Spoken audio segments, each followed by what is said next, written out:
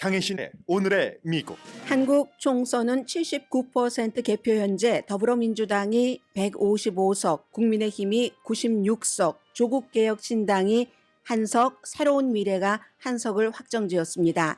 민주당은 20년 만에 처음 전라북도 10석을 모두 차지했습니다.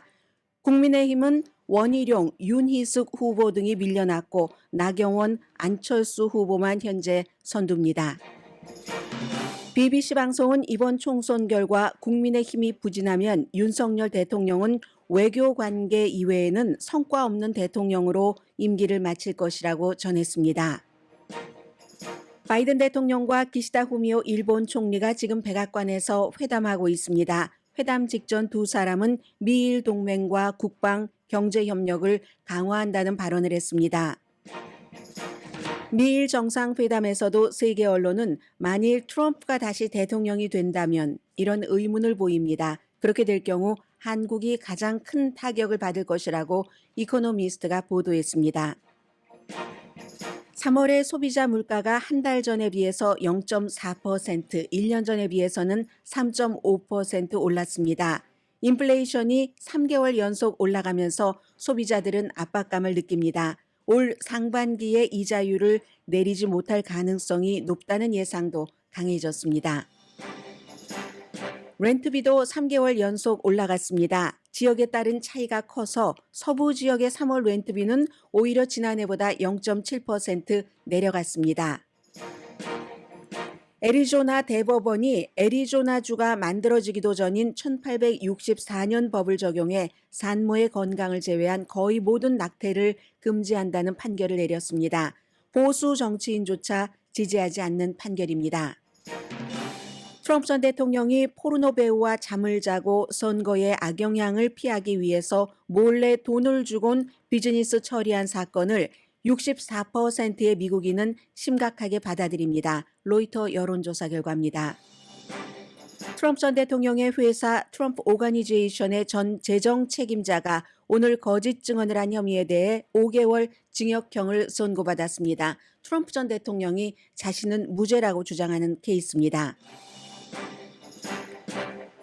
여러분 안녕하십니까? 오늘의 미국 강혜신입니다. 오늘의 미국이긴 하지만 한국 뉴스에 관심이 없으신 분이라도 이 총선에 대해서는 한국 사람이라면 세계 어느 지역에 살고 있던 전부 좀 아셔두는 것이 좋겠죠. 저희 라디오 서울 방송도 평소에 아침 7시에 시작하는 모닝 뉴스를 1시간 당겨서 새벽 6시부터 개표 방송을 해드렸습니다.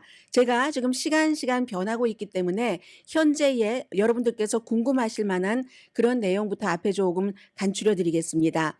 어제의 그 총선은 4년 동안의 국회의 구성이 어떻게 되느냐도 달려있지만 앞으로 그 윤석열 대통령의 임기가 3년이 남았기 때문에 어느 정도의 표를 더불어민주당이 가느냐에 따라서 말 그대로 윤석열 대통령이 아무런 일도 할 수 없는 한국의 비극이 이제 3년 동안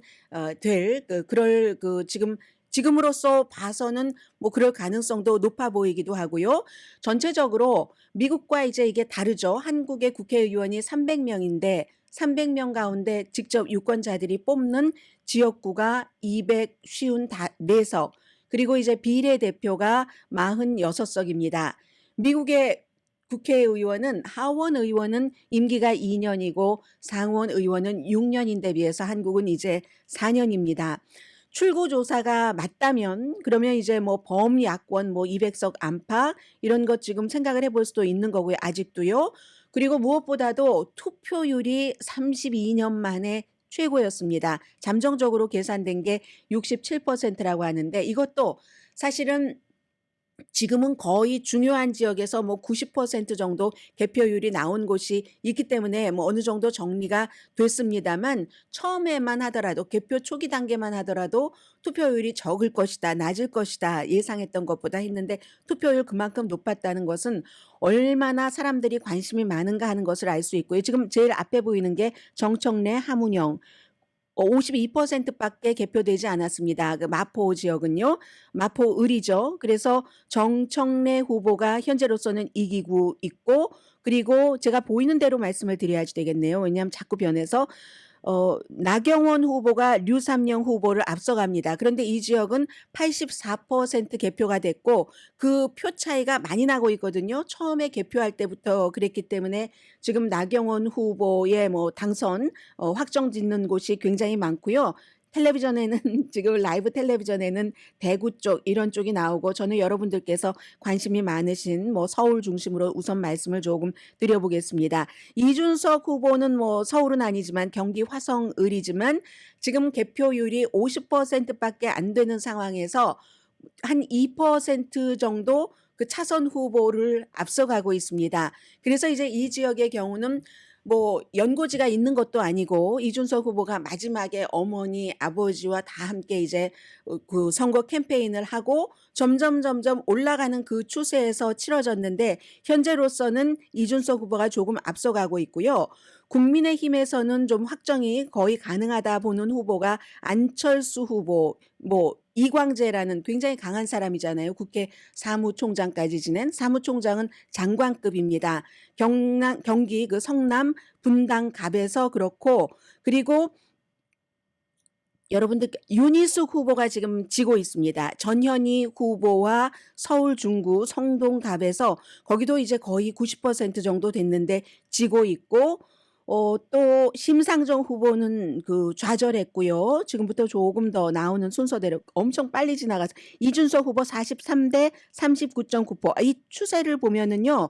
조금씩 더 이준석 후보가 올라가고 있고 현재 개표율은 52.6%고요. 그리고 나경원 후보는 55.7대 44.3 개표율이 84.6%니까 뭐 당선 확정으로 보는 그런 곳도 있고 서울 광진을이 고민정 후보입니다. 더불어민주당이요. 오신환 국민의힘 후보에 비해서 여기도 지금 53.1%대 46.1%인데 제가 볼 때는 처음에 개표 시작하자마자부터 지금 개표율 50.2%거든요. 이걸 계속 유지를 하고 있습니다. 그리고 여러분께서 관심이 있을 만한 곳, 네, 88.5% 개표율에 서울 중구 성동갑 더불어민주당의 전현희 후보가 앞서갑니다. 그런데 여기는 88.5%니까 뒤집기는 좀 힘들어 보이긴 하네요. 윤희숙 국민의힘 후보가 48.3%가 되고요. 그리고 또 여러분께서 관심이 있으실 만한 곳 서울 마포을 불러드리며 여기는 아마 정청래 후보가 가져갈 것 같습니다. 처음에 개표할 때는 정청래 후보가 오히려 국민의힘의 함은경 후보에게 뒤졌었던 때도 있거든요. 그런데 워낙에 그쪽 지역구가 단단하니까 현재 개표율은 52.5%지만 정청래 후보가 54.6대 함은경 후보 36.7% 그리고 초반을 제외하고는 계속 지금 정청래 후보가 그 표를 이제 앞서가고 있는 지금 그런 단계이고요. 그리고 네, 여기도 있군요. 서울 서대문을이 개표율이 87.5%대 더불어민주당의 김영호 후보가 국민의힘 박진 전 장관을 56.5%대 43.5%로 앞서갑니다. 여기도 지금 개표 얼마 남겨두지 않고 있기 때문에 뭐 1위는 1위지만 굉장히 그 확정적인 곳이라고도 볼 수 있고요. 그리고 서울 용산은요. 권영세 후보 국민의힘 앞서갑니다. 여긴 차이가 많이 나네요. 개표율이 83.5%인데 권영세 국민의힘 후보 53.7, 더불어민주당의 강태웅 후보 45.2. 제가 지금 격전지만 우선 불러드리고 있고요. 제일 중요한 걸 말씀을 안 드렸어요. 인천 계양을의 경우는 84.8% 개표율에 마지막 여론조사 때보다는 이재명 더불어민주당 대표가 많이 그 표를 확보를 했네요. 본인의 지금 지역구이기도 하고 53.7%대 원희룡 후보가 45.9%로 많이 뒤지고 있는데 얼마 남지 않았기 때문에 여기는 이제 이재명 후보가 거의 확정적이라고 볼 수도 있을 것 같고요. 그리고 안철수 후보는 여기도 거의 여기는 확정적이라고 말씀드릴 수는 없습니다. 좀 이릅니다. 왜냐하면 개표율이 64.8% 이기 때문에 아직도 뭐 36% 정도, 35.2%가 남았습니다. 국민의힘 안철수 후보가 53.3%, 더불어민주당의 이광재 후보가 46.7% 보이고 있고요. 김두관 후보도 여러분 관심이 많으시겠네요. 여기는 정말 이거 아슬아슬할 수도 있고, 현재로서는 경남 양산을의 개표율 91.2%입니다. 국민의힘 김태호 후보가 앞서고 있습니다.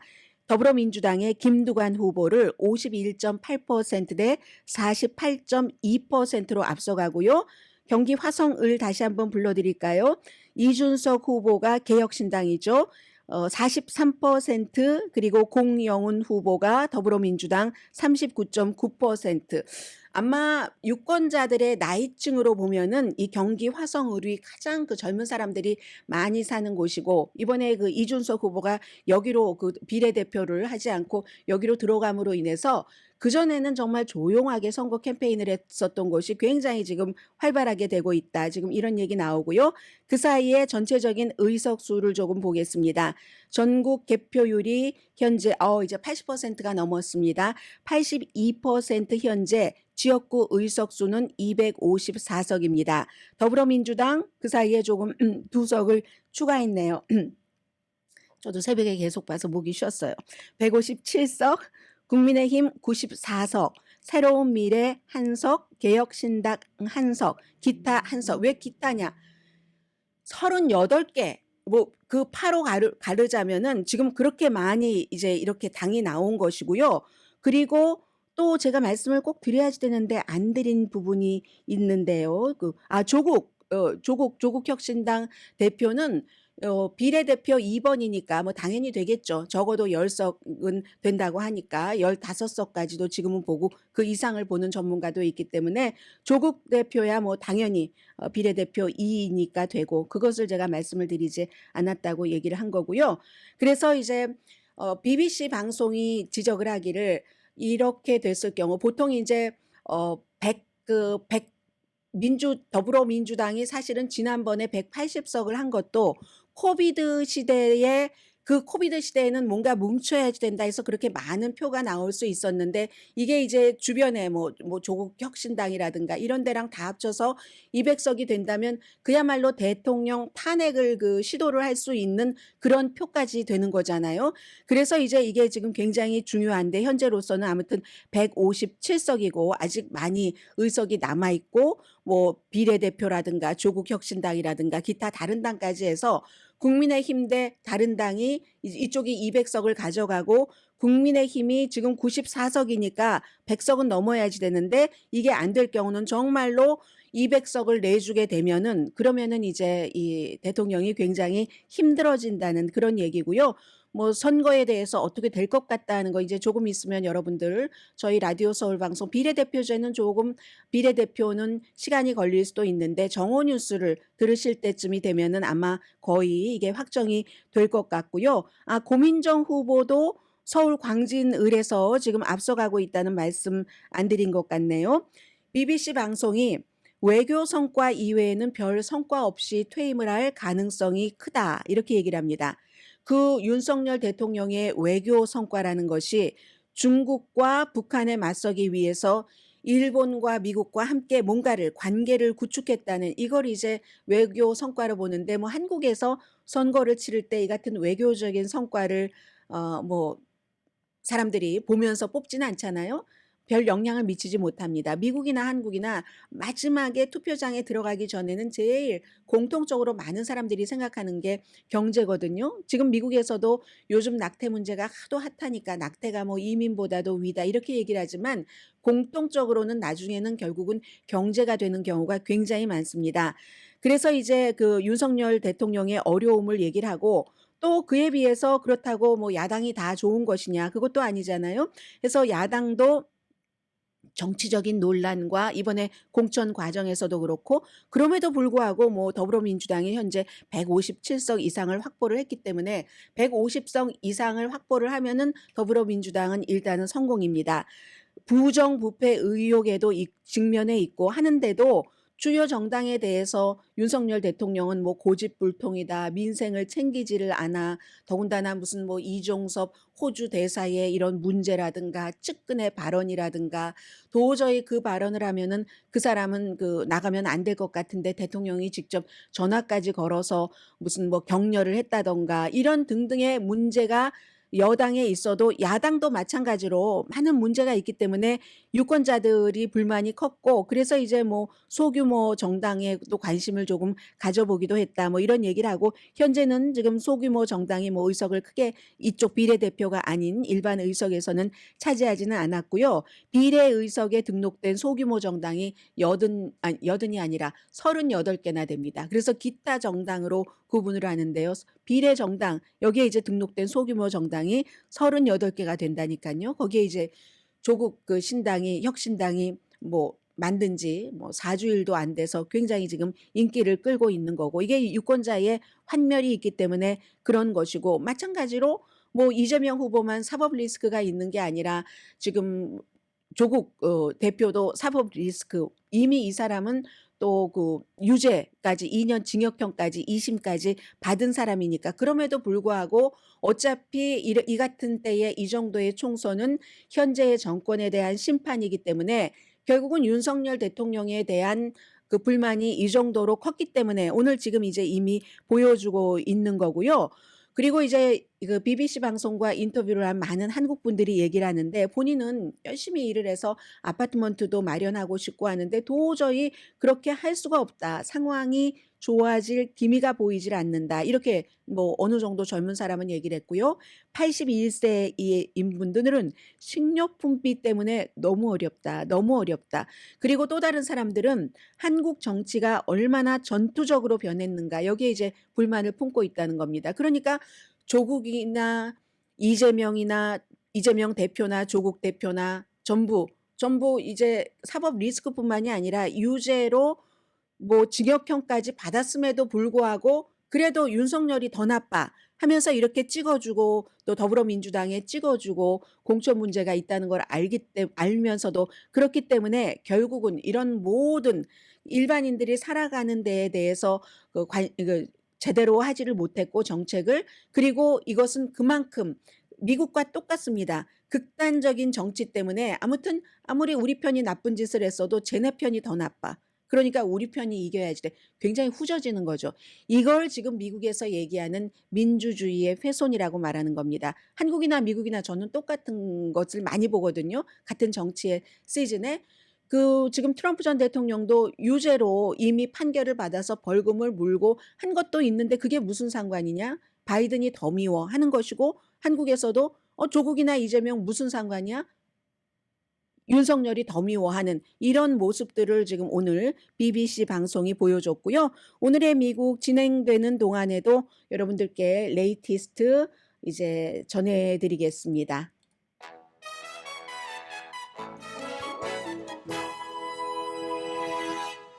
네, 국민의힘 유영아 후보는 대구 달서갑에서 당선됐습니다. 뭐 너무 잘 아시는 그 박근혜 그 대통령과의 여러 가지 관계.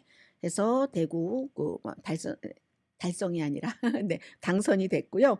잠시 뒤에는 지금 백악관에서 회담하고 있는 기시다 후미오 바이든 대통령 이 두 사람의 얘기를 조금 전해드리겠고요. 이현주 후보 나온 데가 접전이네요. 49.9 대 48.1. 더불어민주당으로 국민의힘에서 더불어민주당으로 갔잖아요. 이현주 후보는 돌아다닐 수 있는 당은 다 돌아다녔습니다. 그런데도 지금 약간의 차이지만 선두입니다. 잠시 뒤에 뵙겠습니다. 라디오 서울 방송 오늘의 미국 듣고 계십니다. 지금 이준석 후보의 경우에 보면은요. 개표율이 올라가면 올라갈수록 더불어민주당의 공영훈 후보와 차이를 조금 더 벌려갑니다. 현재 57.5% 개표율 43.4 이준석 후보가 그리고 공영훈 후보가 39.4 제가 방송 들어오기 직전까지만 하더라도 한 2%포인트 정도 차이가 났거든요. 그런데 지금은 이미 한 3.5% 정도가 차이가 나니까 현재의 추세로는 이렇게 이준석 후보가 조금 앞서가고 있는 그런 그 추세인 것 같습니다. 어머니 역할도 컸을 것 같아요. 우리 아들이 그 당대표 물러날 때 어떻게 했는가 어머님이 말씀을 참 참 잘하시던데요. 보통 이제 미국에서도 그렇고 한국에서도 그렇고 후보의 그 자녀들이 많이 나와서 선거 캠페인을 하죠, 와이프나. 그러나 후보의 부모님이 나와서 이렇게 캠페인을 하는 경우는 거의 없습니다. 저는 보지를 못했거든요. 그런데 이번에는 이준석 후보는 어머니, 아버지가 전부 마지막에 그 선거 직전에 아들을 뽑아주세요 하고 선거 캠페인을 했다는 건 말씀드리고요. 자, 미국 뉴스를 조금 전해드리겠습니다. 지금 기시다 후미오 총리가 바이든 대통령과 정상회담을 하고 있는데요. 그 전에 이 정상회담에서 숨길 건 숨깁니다. 니폰 제철이 US 철강을 지금 그 합병하려고 하는 149억 달러에 그 얘기는 서로 거론하지 않겠다. 이렇게 얘기를 한 것이고 한 70가지래요. 그 리스트가 두 사람이. 그러니까 이렇게 정상들이 회담을 할 때는 미리 실무진이 다 그 조율을 해온 거죠. 그런데 이제 그 가운데서 중요한 게 국방과 지금 바이든 대통령도 얘기를 하는데 경제, 테크놀로지 이런 문제가 되는데요. 조금 얘기를 들어보실까요? 제가 바이든 대통령이 이걸 강조하고 싶었구나라고 생각을 했었던 것은 미국과 일본이 그 어느 때보다도 굉장히 그 관계가 돈독하다 이런 것을 그 바이든 대통령이 강조를 했습니다. 바이든 And I would assert our alliance has never been stronger in our entire history. で、ここで強調したいのは日米同盟 그리고 이제 일본어로 다 이제 일일이 통역을 해주죠. 이건 이제 그 나라를 대우하는 겁니다. 지난번에 윤석열 대통령이 왔을 때도 그랬고요. Deepen it more, including increasing defense and then technology and cooperation across the board. そして今日 그러니까 그 지금까지도 역사상 가장 그 본드가 강한 미국과 일본의 관계지만 국방, 테크놀로지, 국경 이런 데도 서로 그 협조를 We can 하겠다고 also 했고요. discuss how we can continue to enhance and ensure Indo-Pacific remains a free, open, and prosperous region of the world with us standing together. 그러니까 함께 그쪽 지역이 굉장히 그 자유롭고 오픈되고 번영되고 뭐 투자도 마찬가지라고 얘기를 했습니다. 경제적인 투자 이런 것을 얘기를 했고요. 그리고 이제 기시다 후미오 일본 총리도 역시 뭐 고맙다라는 말을 보통 이제 다른 나라 정상들이 오면 맨 앞에 한 번 하거든요. 대통령과 질 바이든 여사가 환대해줘서 감사하다 했는데 처음 봤어요, 저는. 제가 놓친 것도 있을지 모르지만 거의 비슷하지만 표현을 바꿔서 초대해줘서 감사하다 이런 말을 두 번 하고 나서 역시 바이든 대통령과 마찬가지로 미국과 일본의 우정과 신뢰 뭐 이런 것 그리고 뭐 자유 또 국제의 법과 질서를 지켜가는 데 있어서의 두 나라의 협력 또 바이든 대통령과 똑같습니다. 경제적인 파트너로서의 어떤 미래에 함께 성장하는 것 그런 얘기를 기시다 후미오 총리가 했습니다. 私は数限りない対話を積み重ねて友情と信頼を培ってきました。それによって今や日米は法の支配に基づく自由で 일본어 들으시는 분 많으실 것 같아서 그냥 틀어둡니다. 先頭に立ってリードするこうした立場にあります。 Up until now, Joe, you and I, 그리고 we have had countless 마찬가지로 미국 사람들 들으라고 영어로 번역을 해주죠. 이슈를 말하기 전에 바이든 대통령과 본인이 굉장히 뭐 다각도에서 깊은 대화를 나누었다 이렇게 얘기를 하면서 미래의 파트너로 나가자 하는 게 기시다 후미오 일본 총리의 얘기였습니다. 네, 그래서 이제 무척 중요하고요.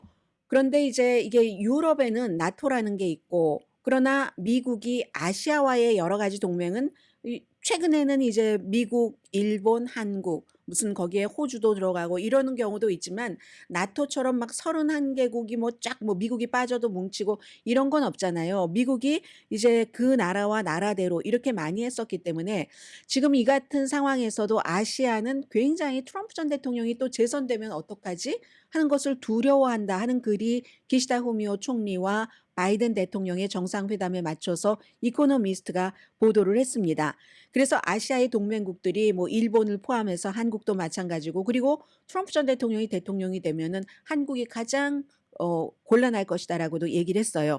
아시아 동맹국들은 자신들의 정책을 트럼프로부터 보호하려고 굉장히 노력을 하고 있는데 만약에 이제 그 러시아가 우크라이나에서 승리하도록 트럼프가 만약에 대선에서 대통령이 돼서 그걸 허락을 한다면 아시아에 이제 잘못된 신호를 보낸다는 거죠. 그렇기 때문에 오늘 바이든 대통령과의 정상회담이 끝나고 나서 이 두 나라 간 그리고 이제 주변 나라들도 함께 뭐 필리핀 대통령도 함께 정상회담을 하잖아요. 국방 안보 같은 것을 강화한다는 것을 계속 얘기를 해두고 그리고 필리핀의 대통령과 일본의 총리도 같이 우리가 봉봉 마르코스죠. 그 페르디난드 봉봉 마르코스와 함께 우리가 한다. 예전에는 이런 일이 없었는데 지금 점점 아시아도 동맹이 발전하고 있다 하는 얘기를 말하고 있죠. 이게 이제 트럼프의 재선에 대해서 대비를 하는 것이라고 얘기를 하죠.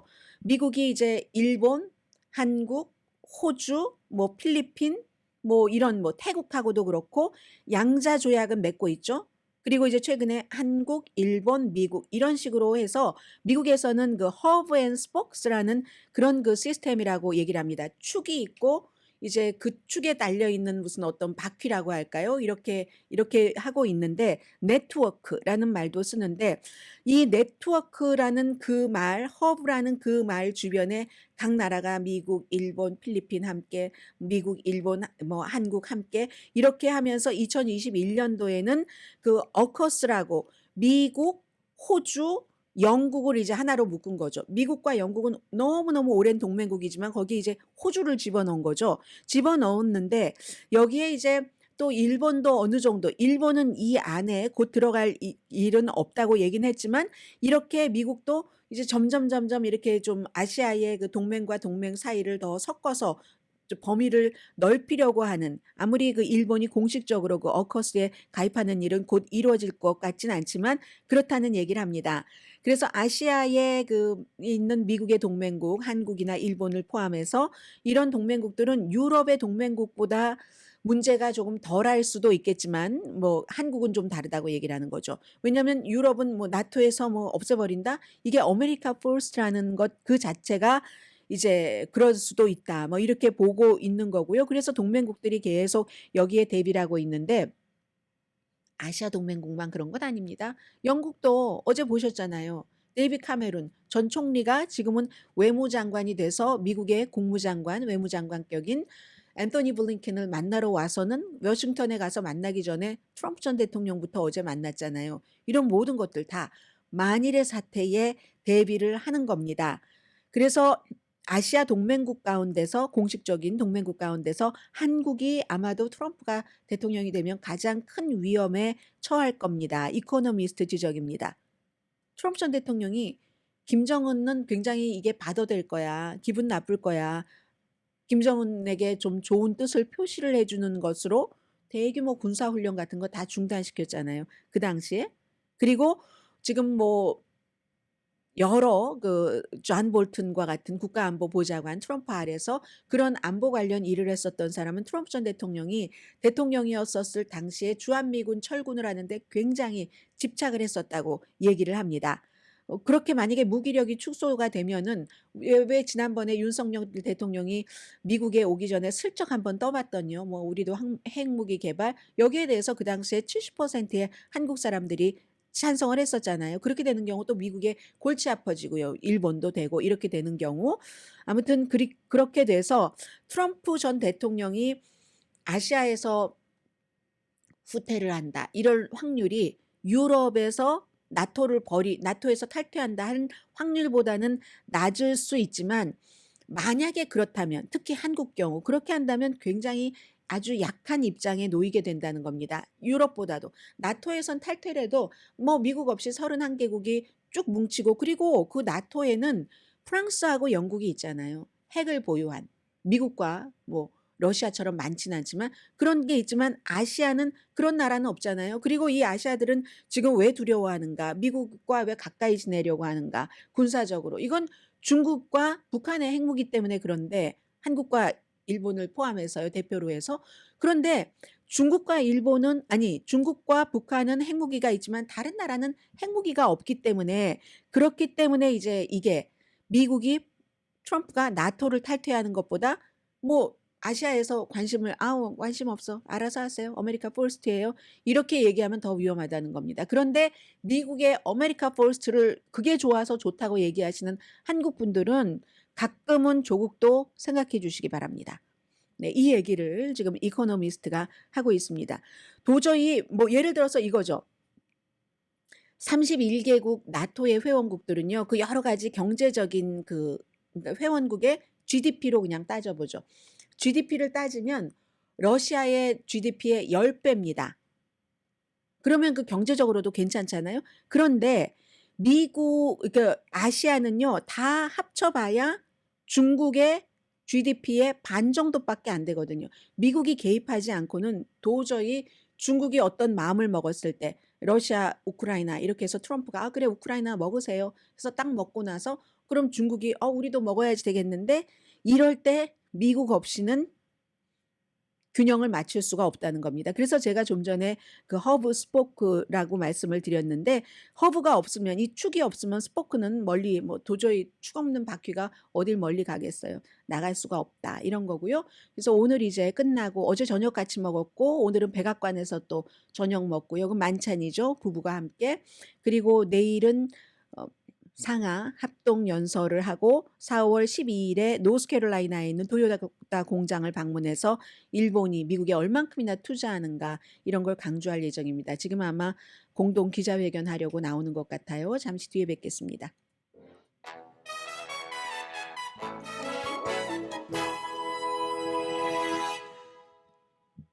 라디오 서울 방송 오늘의 미국 듣고 계십니다. 이제 제가 좀 전에 말씀드렸었던 그 정당별에 뭐 지금 완전하게 확정됐다라기보다는 계산을 할 때 1위인 그 지역구가 더불어민주당이 156석, 국민의힘이 95석, 녹색정의당은 한 석도 없습니다. 그래서 이제 심상정 후보가 좌절을 했다고 말씀을 드렸고 새로운 미래가 한 석, 개혁신당 한 석, 기타 한 석 이게 이제 거의 이제 확정적이다 하는 것인데 지금부터는 이제 확정이 조금 나오고 있습니다.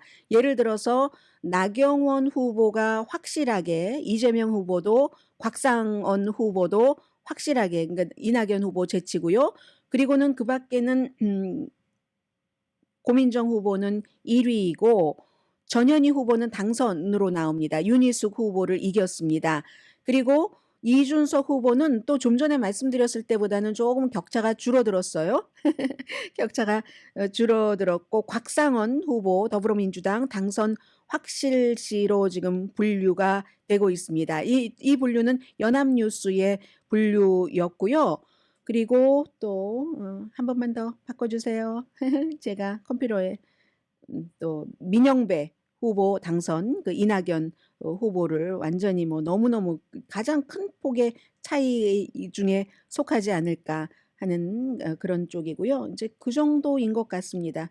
이재명, 안철수 후보도 아직 뭐 당선 확정이라고 얘기를 하고 있지는 않은데 개표율이 80%이기 때문에 그렇고요. 이준석 후보는 67.3%. 빨리 개표되네요, 지금. 그 개표율에서 지금 거의 3% 정도 앞서가고 있습니다. 오늘의 미국 진행되는 동안에도 또 말씀드릴 테고요. 어쨌든 더불어민주당이 단독으로 300석 가운데서 지금 비례대표 다 빼고 156석을 뭐 거의 확보한 거나 마찬가지니까 이 정도면은 단독 과반수가 확보가 됐기 때문에 더불어민주당은 큰 승리입니다. 그리고 이제 다른 당들 비례대표 포함해서 거의 뭐 200석 안팎이 되지 않을까 현재로서는 그렇게 보는 것 같아요. 200석이면 이제 탄핵까지 추진이 가능할 수 있는 것. 물론 그 탄핵이라는 것은 최종적으로 또 법원에 가서 법원에서 say no 하면은 no가 될 수도 있지만요.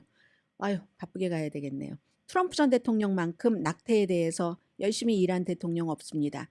연방 대법관을 3명을 지명을 했으니까 그 이후에 연방 대법원에서 낙태를 주에서 알아서 하세요 하고 21개 주에서 낙태를 강하게 규제를 했고 어제 이게 이제 하이라이트였잖아요. 애리조나의 대법원이 거의 모든 낙태를 금지했습니다. 산모의 건강이 위험되는 때만 빼고 우리 주변 사람이 강간을 당해도 아이를 낳으래요.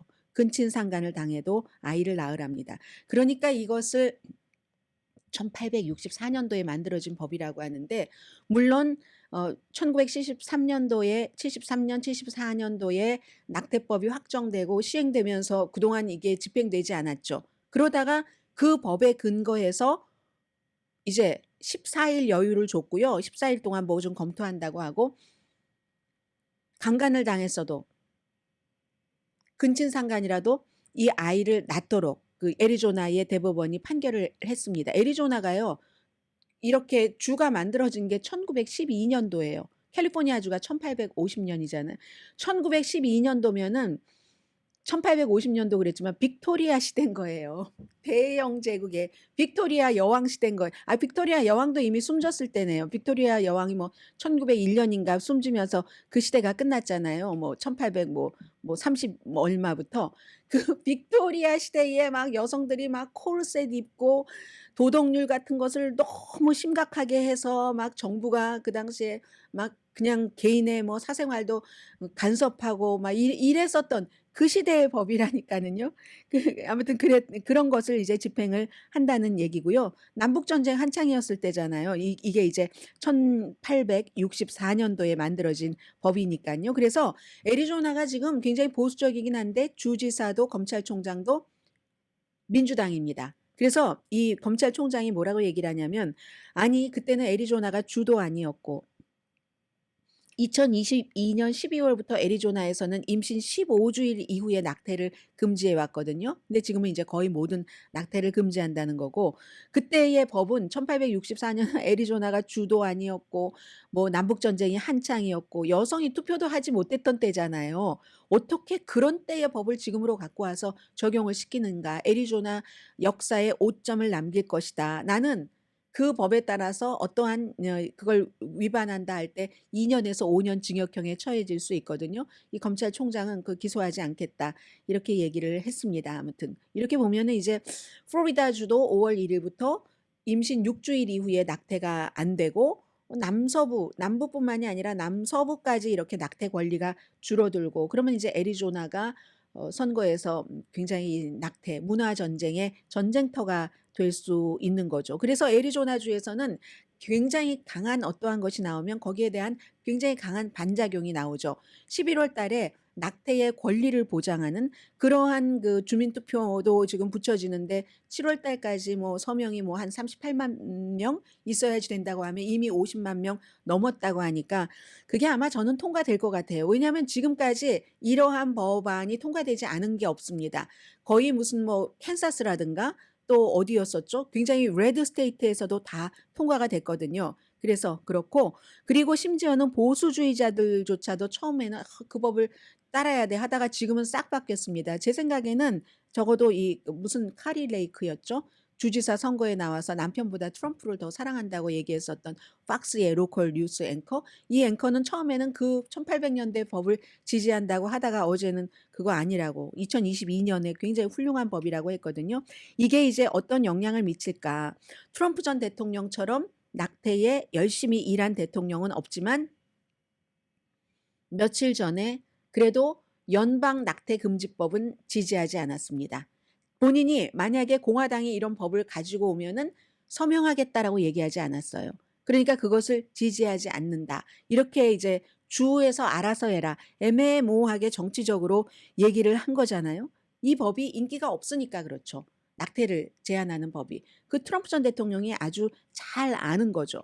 몬타나 같은 데도 켄터키, 캔사스 이런 데도 다 이런 법이 통과되고 나서는 주민들이 이거 안 된다 하고 어떤 주민 발의안 같은 것을 만들었기 때문에요.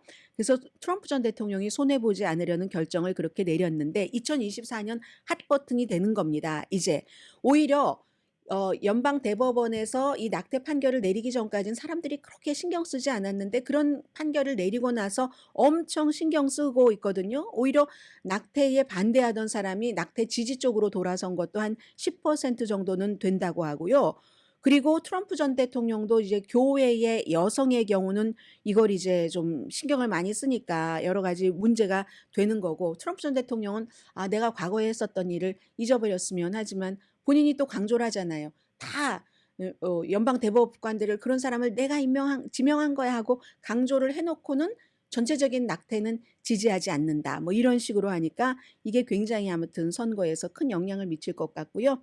한 1분만 하겠습니다. 시간이 많이 지나가서 트럼프 전 대통령이 포르노 배우와 잠을 자고 그 잠잤다는 것을 언론에 말하지 못하게 하기 위해서 돈을 뭐 13만 달러인가 변호사를 통해서 주고 그걸 사업한 것으로 속여서 얘기를 하고 나중에는 그 변호사한테도 뭐 거짓말하고 등등 해서 결국은 이제 이게 기소가 돼서 재판이 다음 주 월요일에 시작됩니다. 미국 사람들이 제가 생각했던 것보다도 많이 이 케이스가 심각하다고 답변을 했네요. 로이터와 입소스의 여론조사 결과 부분적으로 somewhat 이건 심각한 케이스야. 심지어 공화당도 40%가 심각한 케이스야. 무당파는 3분의 2가 심각하다고 얘기를 합니다. 처음에는 이렇지 않았거든요. 그리고 많은 사람들은 아이 뭐 그걸 그냥 놔두지 이렇게 얘기도 많이 했는데 실제로 유권자가 심각하게 한다네요. 34개 혐의입니다. 이거 하나의 케이스에 대해서 재판을 연기해 보려고 했지만 되지 않았고요. 그러니까 이 케이스도 그렇게 심각하다고 하니까 같은 여론조사에서 선거를 뒤집으려고 했었던 이건 75%가 심각하다고 합니다. 이런 점 때문에 민주당이 바이든 대통령으로 안심을 하는 것 같습니다. 어느 정도 그냥 밀어붙이는 것 같습니다. 시간이 지나가면 지나갈수록 사람들이 트럼프 전 대통령의 법적인 것과 관련된 것에 있어서 트럼프 전 대통령 편이 아니게 되니까 심지어 공화당의 25%는 어떠한 법적으로 유죄 판결 받으면 트럼프에게 투표하지 않겠다고 하거든요. 이 판결은 다음 주 월요일에 시작되는 포르노 배우와 잠자고 돈 주고 입막음 돈 주고 한 허쉬머니 케이스는 선거 전에 결과가 나올 가능성이 있습니다. 여론조사 결과는요. 4월 4일부터 8일까지 1,021명의 성인을 대상으로 했고 오차 범위는 3%포인트입니다.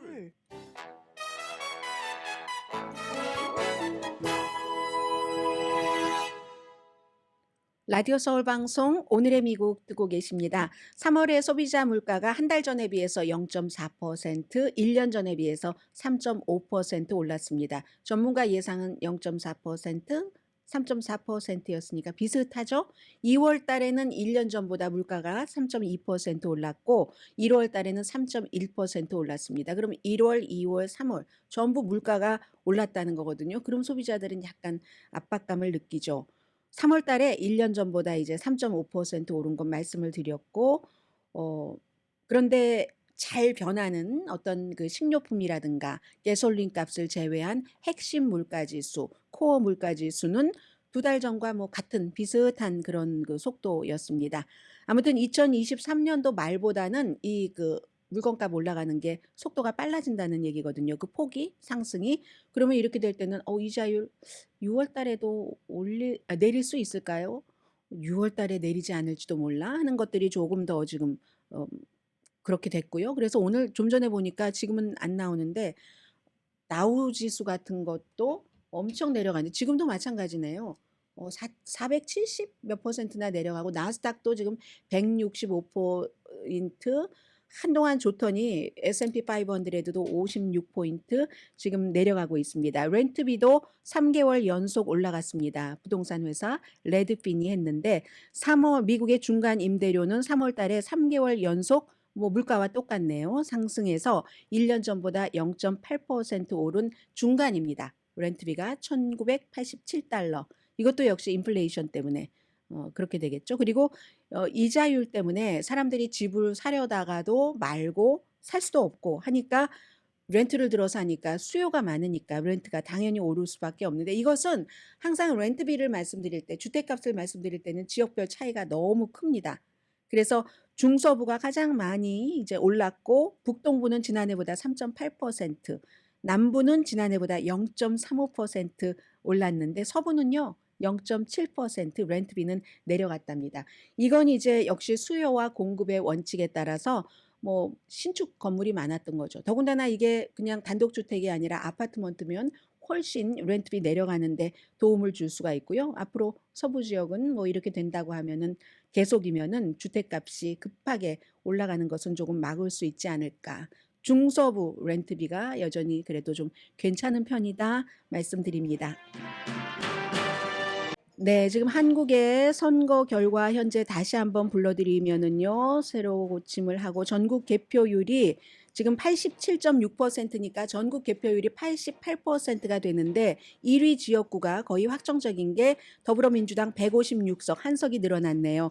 국민의힘 95석, 새로운미래 한 석, 개혁신당 한 석, 기타 한 석 정도가 되거든요. 이제 더불어민주당이 자력으로 과반수를 확보를 했기 때문에 이재명 후보에게는 힘이 실릴 것이고, 그리고 국민의힘의 뭐 완패, 이 완패의 거의 모든 그 책임과 화살은 윤석열 대통령에게 돌아가겠죠. 물론 한동훈 비상대책위원장도 지금 뭐 많은 것을 그 차지를 하지 못했기 때문에 뭐 공을 인정받기는 굉장히 어려운 상태고요. 아무튼 한국의 총선은 이렇게 끝나서 앞으로 윤석열 대통령의 집권 내내 어려운 뭐 되는 일이 하나도 없는 나라가 될 것 같습니다. 강혜신이었습니다.